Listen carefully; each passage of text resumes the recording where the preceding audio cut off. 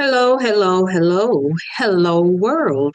This is Louise Hicks, your host of Aim to Purpose Spiritual Empowerment Hour. And let's talk a little bit about Juneteenth that many of us celebrated just a few days ago. So I ran across this video by my friend and podcaster, LilyBell, and her podcast is LilyBell Beneath the Crust. And she gives a very informative perspective, asking the question, can we afford freedom as Black people? So I want you to take a listen to it and give your thoughts, leave your comments, and give it a like. By all means, go to her podcast, Lily Bell Beneath the Crust, and check out some of her podcasts because she's very informative on many of them.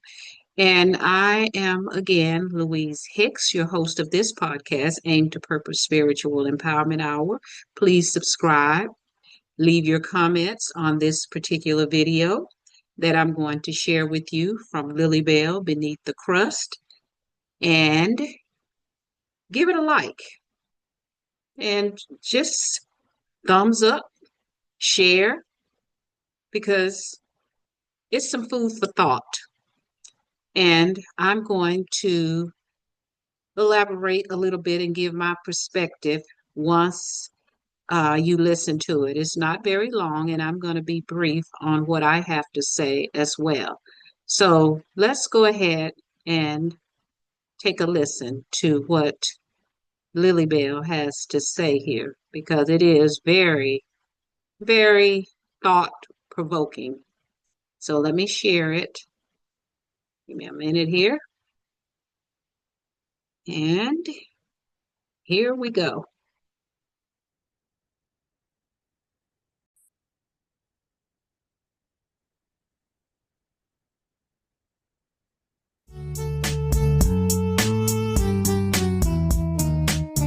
Great for rising.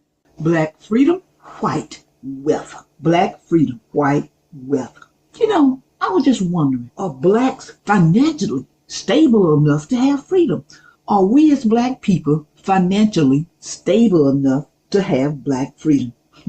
I hear more and more about black history, black past, black present, black future. But no matter which era, past, present, or future we're in, black freedom equates to white wealth. I remember in 1997, there was the Million Women's March. In 1997, October 25th, I went to the Million Women's March in Philadelphia, Pennsylvania. There were probably over a million blacks there, black women there, from all states in the continental USA. There were women there from other countries in the name of freedom, national and international. The bus we rode was from a black company, but that was pretty much all that was black owned about that trip. The gas, the food, and the lodging was from non-blacks. With many other black women, they're national and international. I'm sure most of them came on transportation that was non-black owned. They came via non-black transportation. I'm sure most of them stayed at non-black lodges like we did. And I'm equally as sure that most of them ate at non-black businesses. Not to mention all the money that we spent as black women. There were some men there too that we spent on other stuff. We went into shops. We bought clothes, all these things. And most, if not all of them, were from non-black vendors. So I ask myself, can we as black people really afford to be free? Are we financially stable enough to be free? October 10th, 2015, I went to the Justice of Us March in Washington, D.C. This was a repeat of the Million Women March of 1997. People from all over the world was there.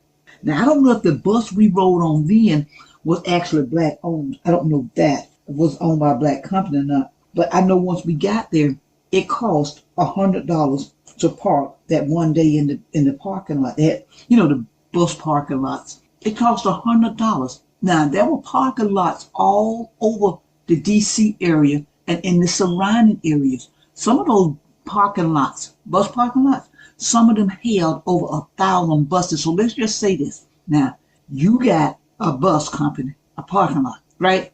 $100 a bus, and you got 1,000 buses in that one lot. That's $100,000 for just that one lot. And I'm sure most of those lots weren't black owned. So I asked the question, black folk, are we financially secure enough to have black freedom? Now think about this. $100,000 for one lot. And let's just say if they only had 10 lots, just 10. And we know they had way, way more than that. But if they only had 10 lots, that's $1 million just for the parking alone. Now you think about that. Think about that for a minute. But we are there celebrating our freedom, our justice or else. So this is why I ask the question, are we financially, black men, are we financially secure enough, stable enough to have black freedom? And of course, when I say black man, I mean black women too.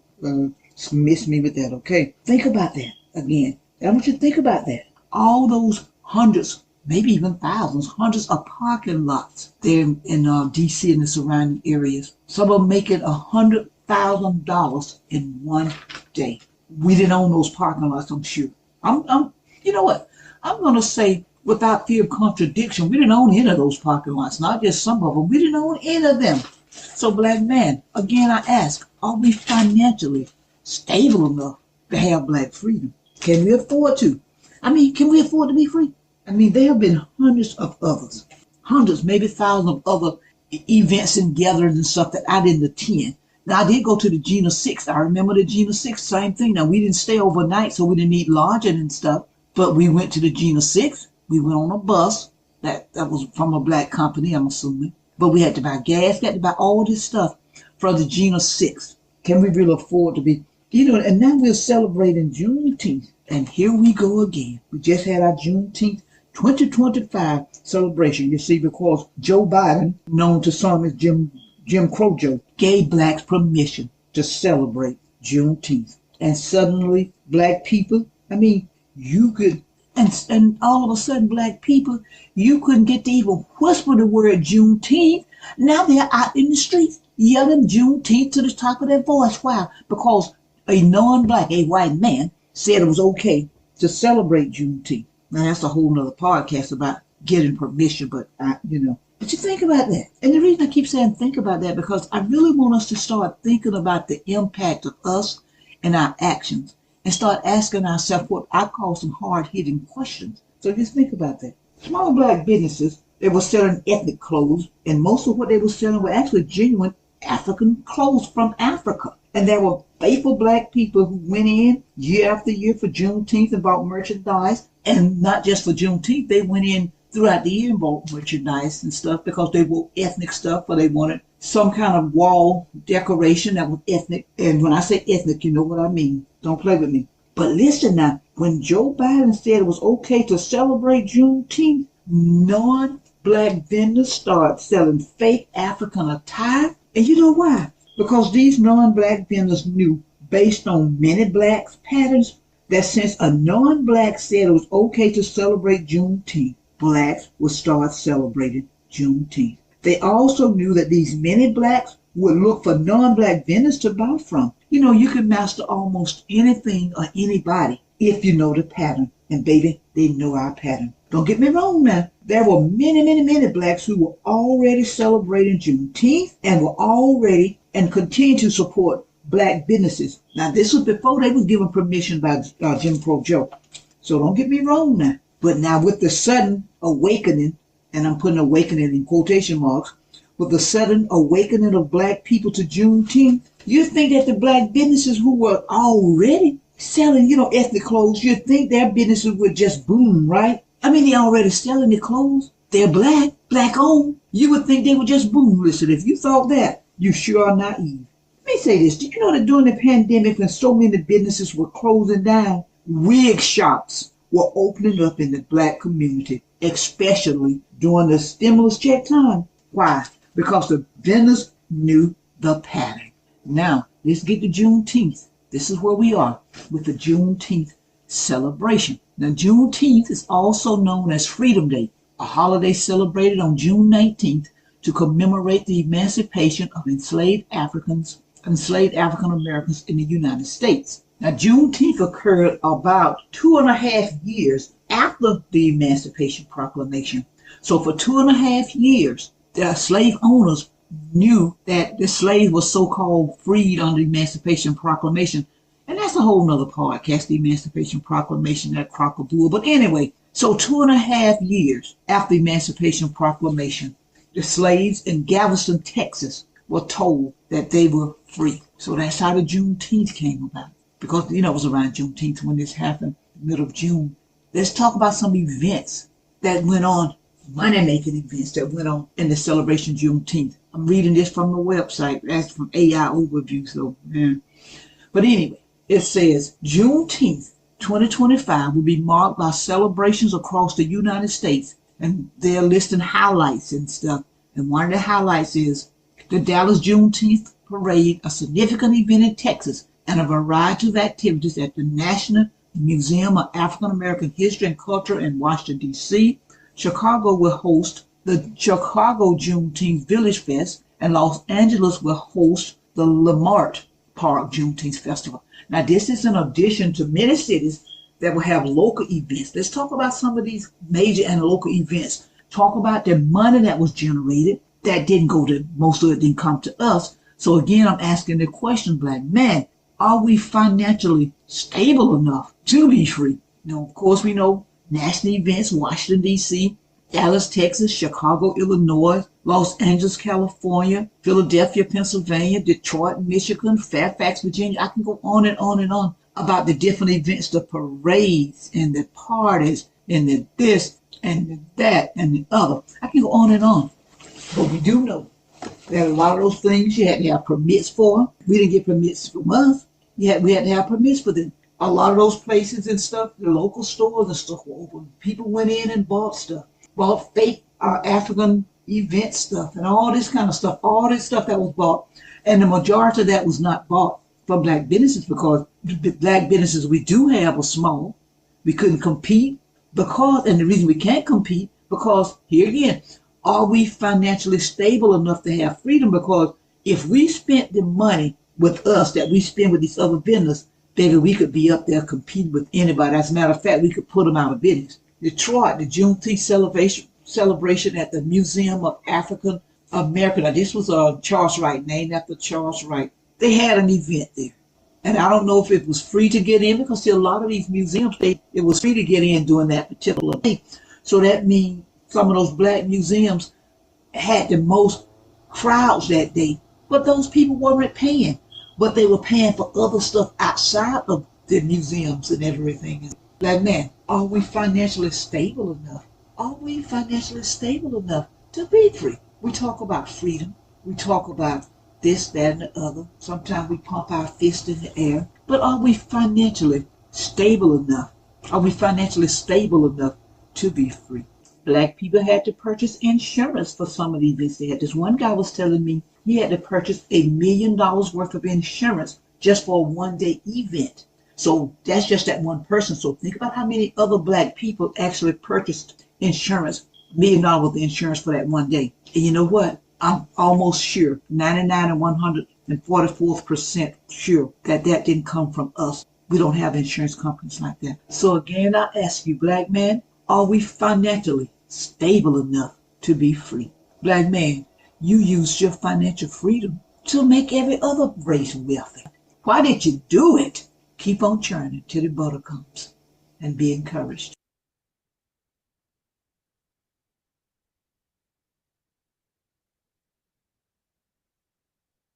Subscribe, comment, like, and share.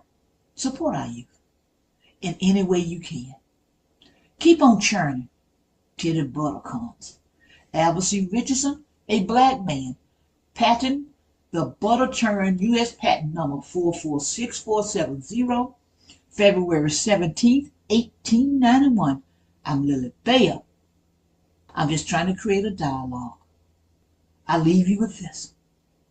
If they close my book, you remember my story.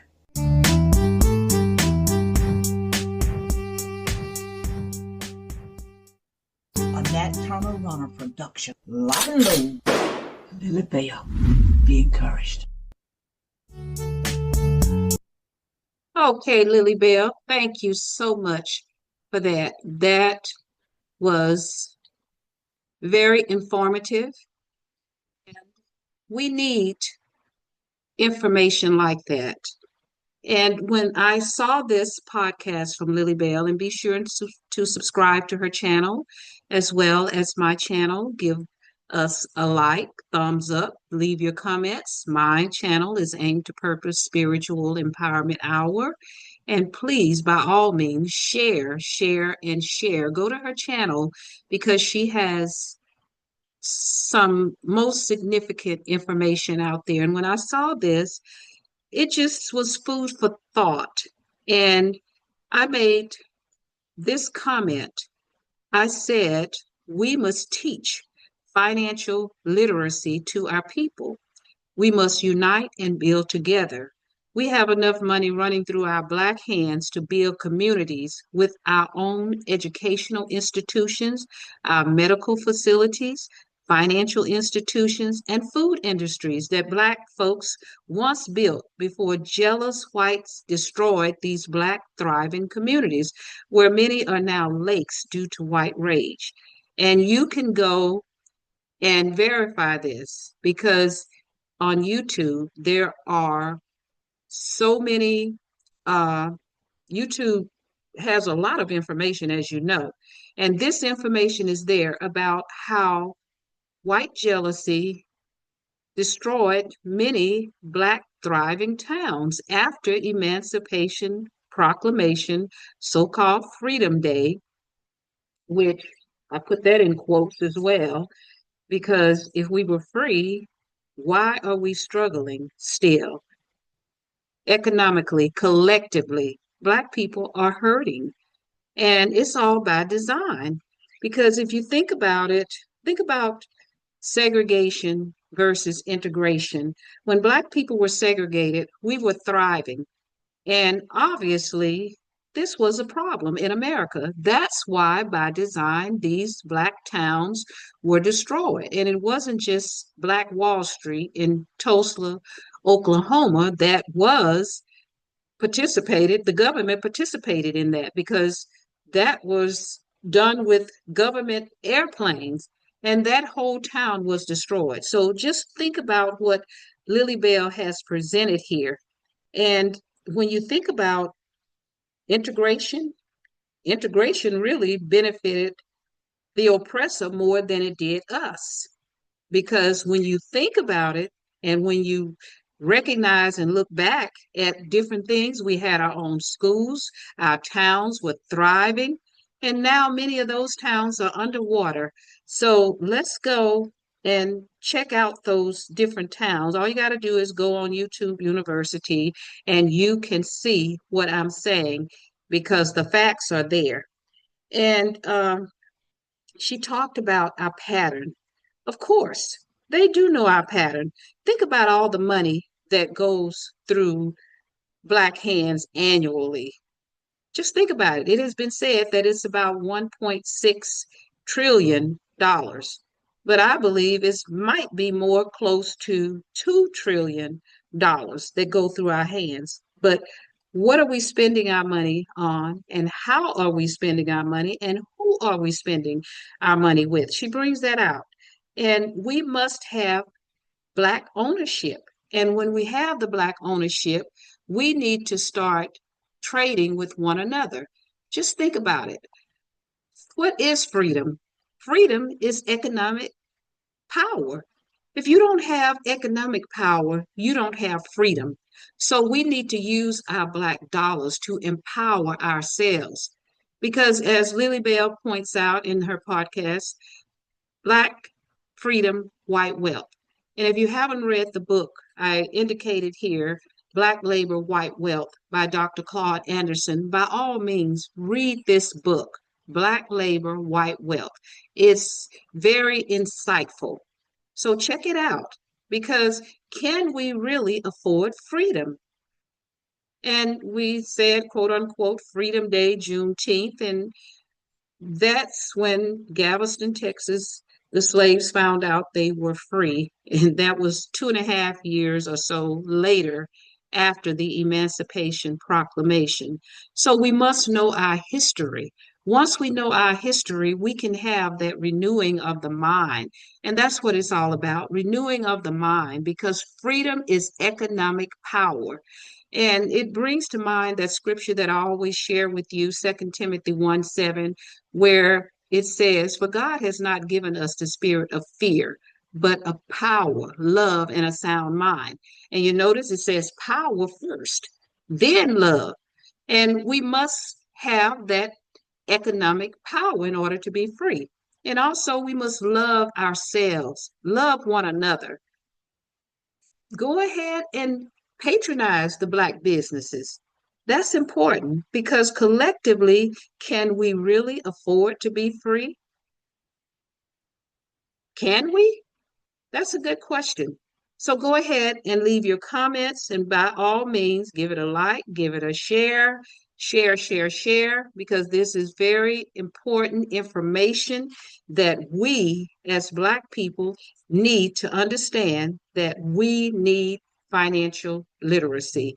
And if we have freedom, again, why are we still at the bottom economically and fighting for freedom? And I love that question. And we have the solution. But until there's a renewing of the mind, unity, love for self, love for one another, that collective power will continue to escape us. So let's give this uh, podcast some great thought, and always remember where your power lies. Look within. We don't need to look externally. And I want to mention this: freedom is economic power. And we know why the Black community does not have economic power collectively. We have to start connecting rather the dots. That's so vital that we connect the dots and utilize our money. And just so much food for thought in this podcast by Lily Bell. And be sure and go to her channel, Lily Bell Beneath the Crust, and subscribe. Subscribe to her channel and my channel. Give it a like, and by all means, share. And let's come together, unify. That is so important. And Black ownership is very important because that is how we will become empowered and have our own educational institution, because our children need to be educated about our history. We need our own medical system, medical facilities, because of inadequate medical care, substandard medical care. And I can share stories with you about myself in terms of the medical industry. And we need those financial institutions because we know how the lending system goes. It's not geared to lend money to Black people, and all that's by design too. And the food we eat, we need our own food industries. If you can grow your own food, go ahead and do it, because at least you can eat healthy and we can be healthier. So there's so many solutions to the problem. Inappropriate behavior. We have to start calling out inappropriate behavior. That's so important as well.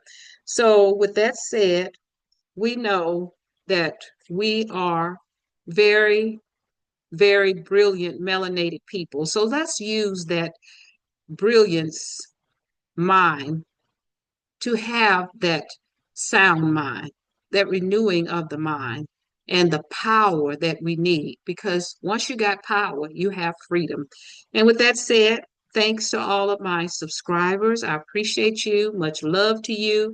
Thank you, Lily Bell, for that dynamic podcast on Black freedom, white wealth, well needed for Freedom Day, Juneteenth. And again, always remember, your power lies within you. Let it loose, because your destiny is your command. And let's read more. Reading opens the mind to so many great opportunities. So let's read, and read. However, make sure that you are reading about our history. So get the book, Black Labor, White Wealth by Dr. Claude Anderson, and the other books that he's written that give so much insight into our history. And again, thanks for all of my subscribers. And please share, share, share. And until next time, much love. Take care.